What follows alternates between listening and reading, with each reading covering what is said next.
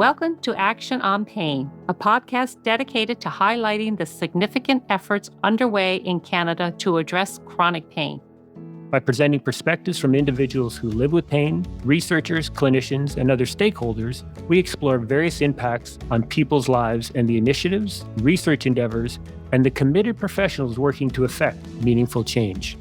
This work is guided by Health Canada's Action Plan for Pain. Join us as we raise awareness and share stories that are shaping the future of pain management in Canada. Hi, everyone, and thank you for joining us for another extraordinary Action on Pain podcast. My name is Jennifer Daly-Cyr, and I'm joined, as always, by my co-hosts Virginia McIntyre and Keith Meldrum. Always good to be in studio with both of you. And what we absolutely love about our podcast is being able to bring expert voices to our listeners, as well as a focus on what's going on in Canada and frankly beyond around the implementation of Health Canada's An Action Plan for Pain in Canada. And today's no different. We have a great guest. Excited.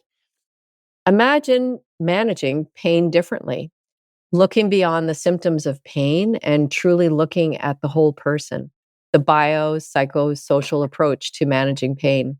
And our guest, as you will hear in a little while today, will share her insights and experience around this very question.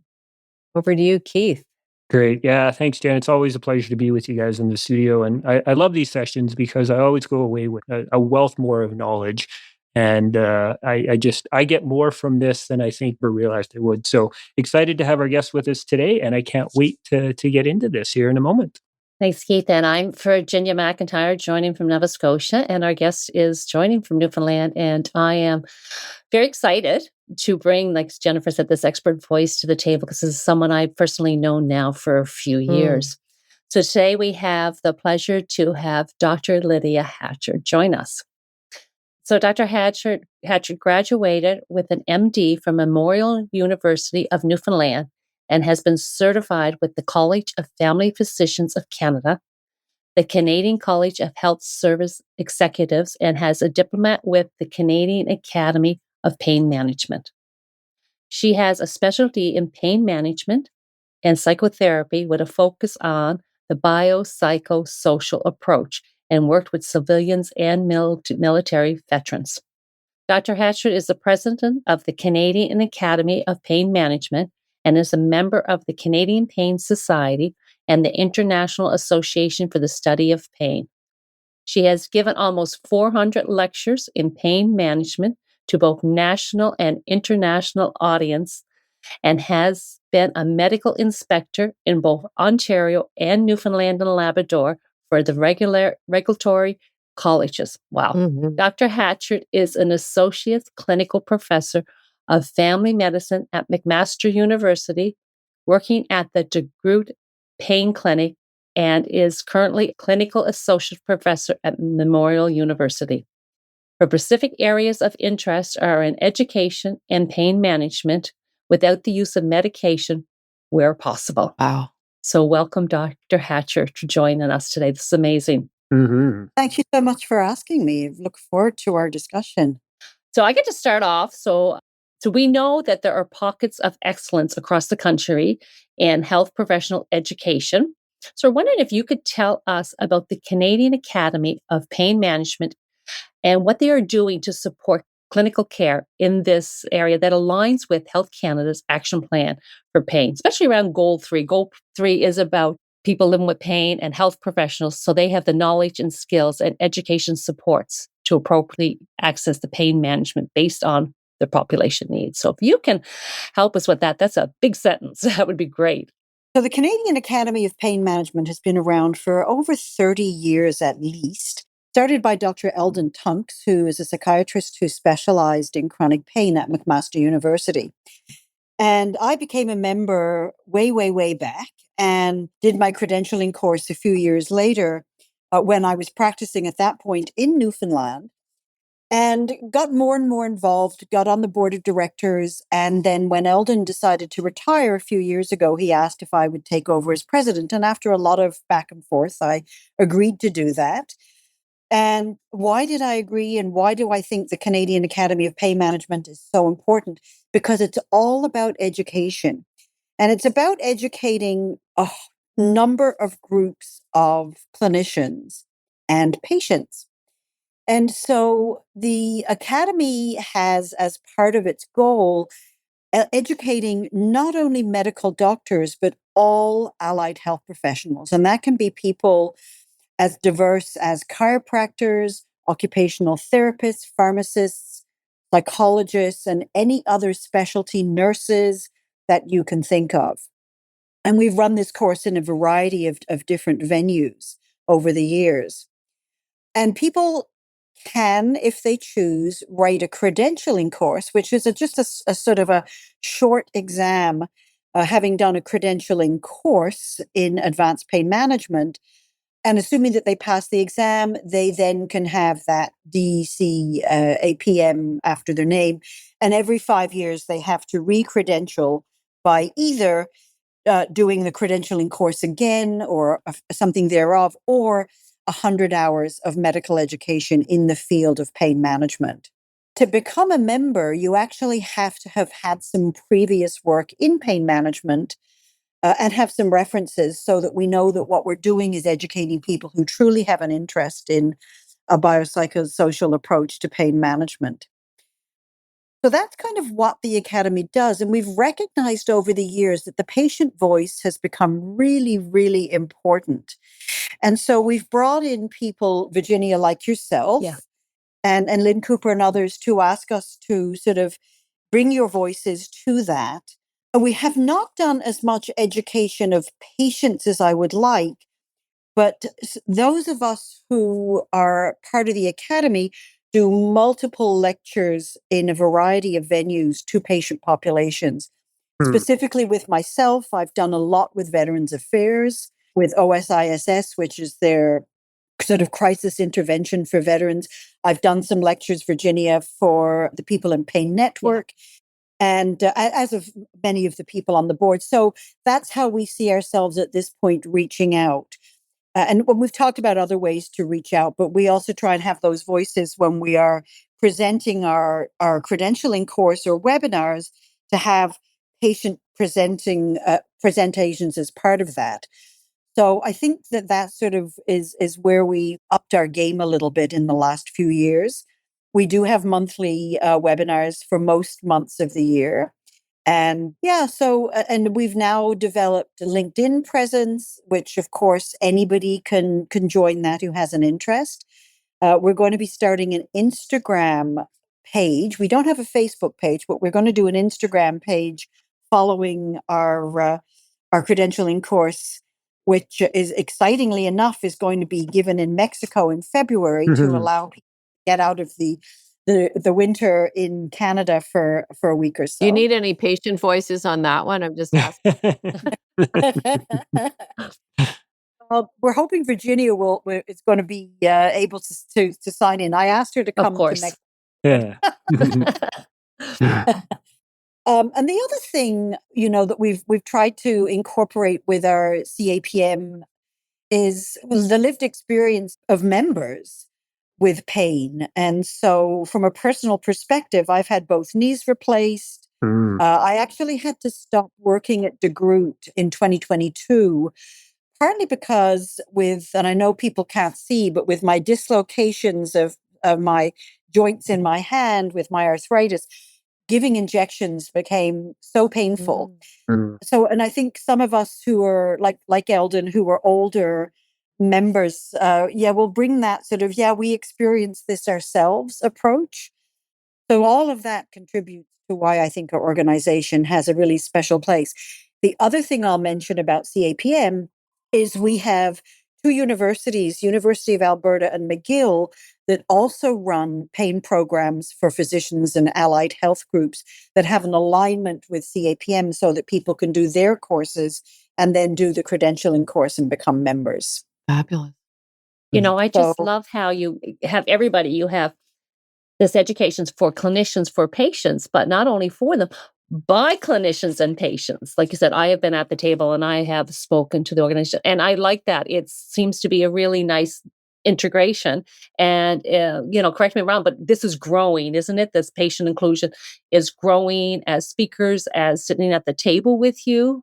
And it absolutely is. And one of the jobs that I was asked to do in my CAPM role was become a subject matter expert for the development of the opioid program for undergraduate and postgraduate medical education through AFMC, which is the Mm. Federation of Medical Colleges across the country. And I worked with a wonderful patient partner in the development of that topic, which was managing pain with the use of opioids in diverse populations. So you imagine everything, all the landscapes that patients live in, rural, urban, homeless, prison.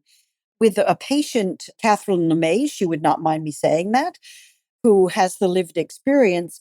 And just, here I had my slides and she's looking at them and, making comments about, you have to think about this, you have to think about that. And I found that one of the most fulfilling experiences of developing an educational program.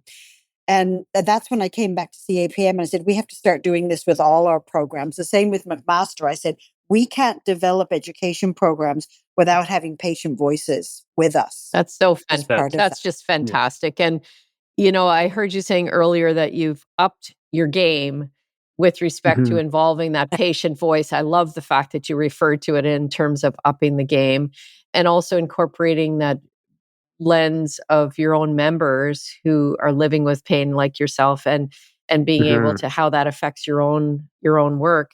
And I'll just add also that I'm familiar with the Association of Faculties of Medicine work in terms of the response to opioids. I worked on the post-grad project, so they're phase 2 of that, and it was quite an enriching experience to be able to work with clinicians and have that dialogue around perspectives. And exciting to know that finally we're getting some good quality medical education into medical schools, because that's really where it starts. You Mm. need the medical student and the family medicine residents and specialty residents to be on the same page with how we manage pain. So we're not reaching for that pill bottle, but talking about exercise, talking about function, not about pain. Because that's really, what the goal of I believe pain management to be. It's let's improve our function. How do we do that? And it's typically not a pill bottle. Mm.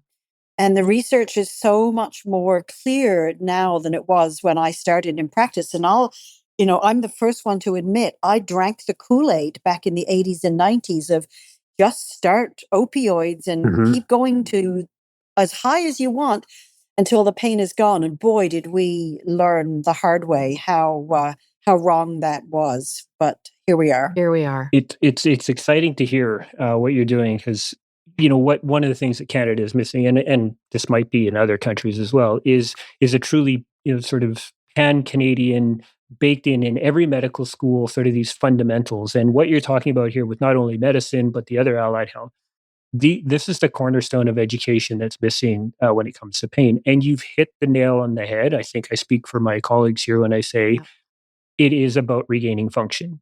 It's about managing pain, and there are many ways that pain can be managed, and it could be pharmaceutical, it can be through self-management, can all of these things, but it is about having people regain function. And to hear the work that you guys, you're doing through this is, to me, it's just so important because it's really what's missing in pain. We know, we look at ICD-11, and how it is not really being picked up and integrated in healthcare right now. That's a huge change where it talks about pain as a disease unto itself, and healthcare systems have not embraced that. So I love the work that you guys are doing to help push that forward.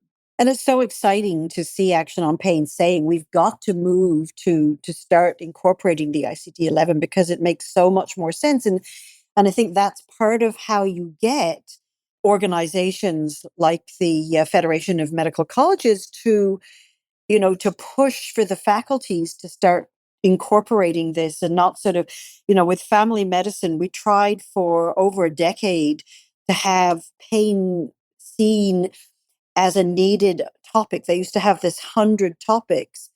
And 12 years we tried to get it incorporated as a specific standalone topic and not just have abdo pain as a Mhm. standalone and headaches as a standalone. And hopefully this push from Action on Pain will get us there.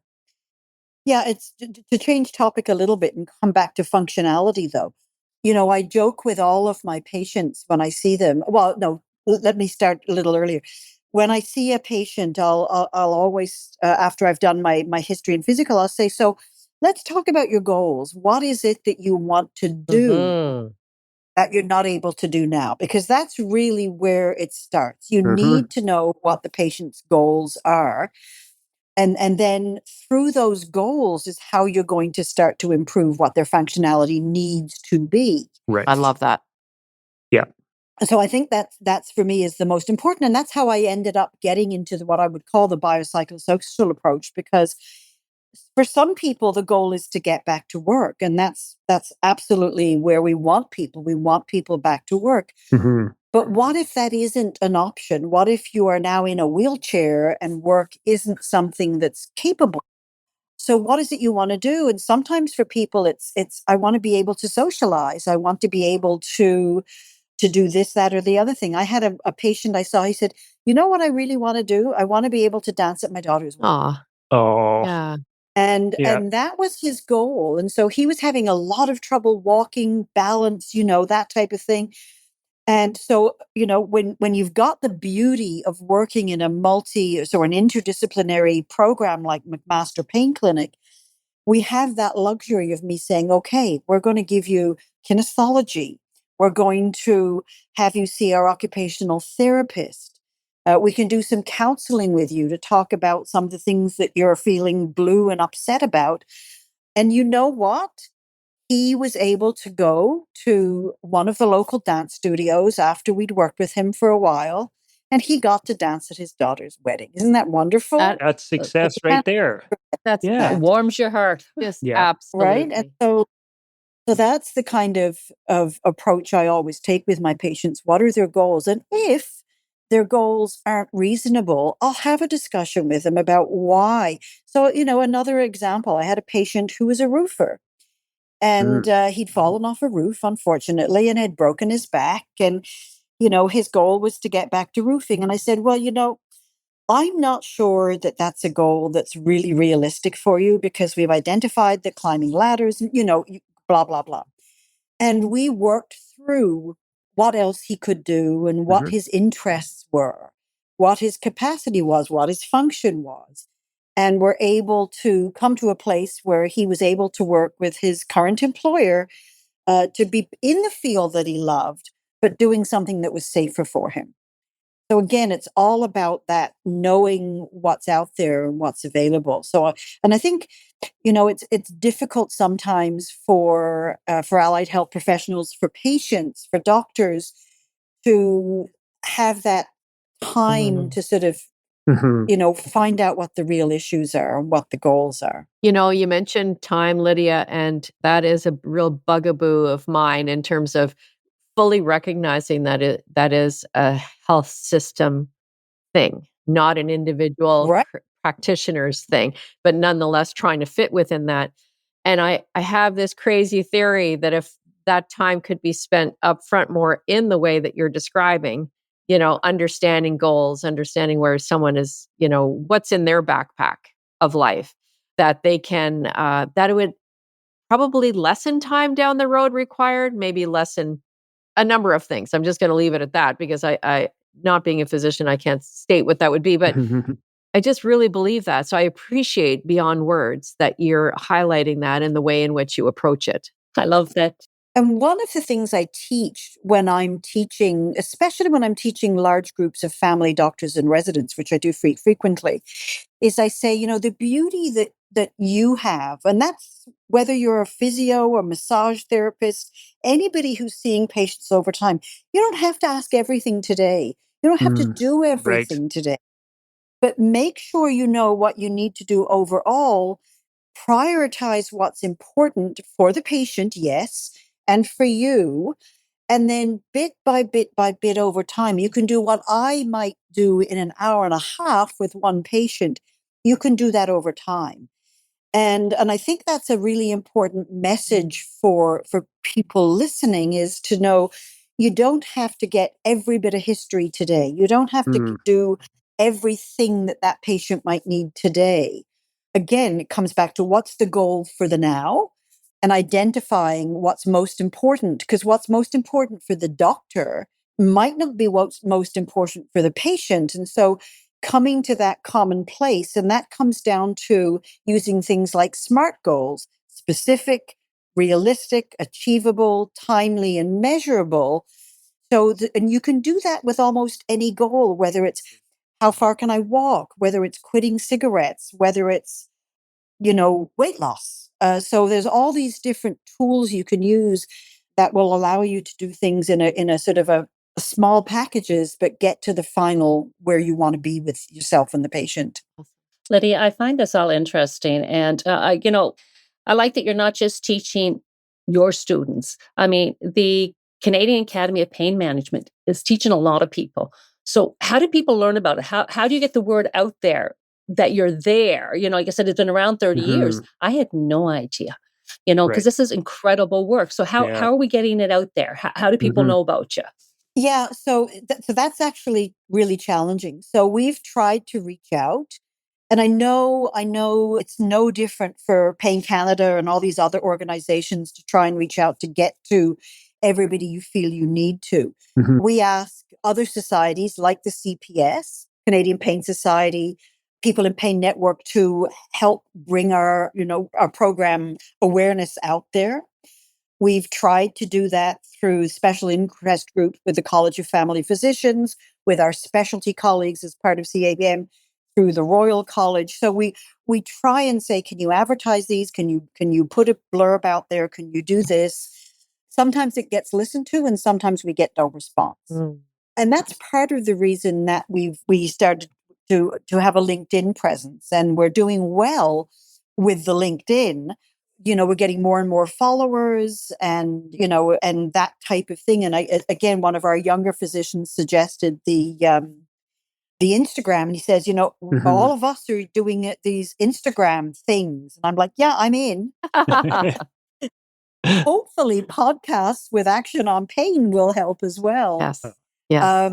So I think there's lots of ways. Social media, I'm not a huge social media person, but I think to some degree, it is our friend. It can be our foe, but it can be our friend to get messages out there. And maybe our listeners can help with this as well. Yes. I just, like Virginia and Jen, I just, words almost fail me, which is unusual for me. But I love what you've talked about, and I just how it is so fundamental to, goal 3 of the action plan about education, and then how you've tied it to function. And it just reminds me, and I've used this quote probably too many times, and forgive me, Jen or Virginia, I could use it again. But William Osler, he was one of the founding members of Johns Hopkins, right? The good physician treats the disease. The great physician treats the person who has the disease. Everything you've told us is about treating the person. Yes. Yes. And that is just beautiful beyond words. Well, thank you. Yeah. And to add to that, just hearing your individual approach and the philosophy of the Canadian Academy for Pain Management is just giving me such hope for the future of pain. Yeah, this is amazing. And I think this is a great place to end the conversation. And these are great comments. And I think that's quite a pat on your back, Lydia, for all the work you've doing. And I know with the People in Pain Network, you have partnered with us for many years now and been there and given your time graciously. So we're grateful for you to be in here today and sharing your time and sharing your expertise. And I'm sure there's lots more conversations to happen. Yes. It's been a pleasure. Thanks so much again for thinking of me and asking. Of course, we're just delighted to have you here. And we'd also like to thank all of you tuning in to the Action on Pain podcast. We hope this episode has shed some light on the very important work being done in Canada as guided by Health Canada's An Action Plan for Pain in Canada. And until next time. Thank you for joining us today on Action on Pain. If you enjoyed the discussion, please follow us on your preferred podcast platform to stay updated, and please share with your networks. A 5-star rating and review would help others find our show. Your feedback is important. This podcast does not contain any medical advice. Please consult with your doctor if you have any questions or concerns. The Action on Pain podcast is made possible by the generous support of the Chronic Pain Network, a national research and knowledge mobilization network. The views, opinions, and content shared by hosts and guests are their own and do not necessarily reflect those of the Chronic Pain Network or its funders.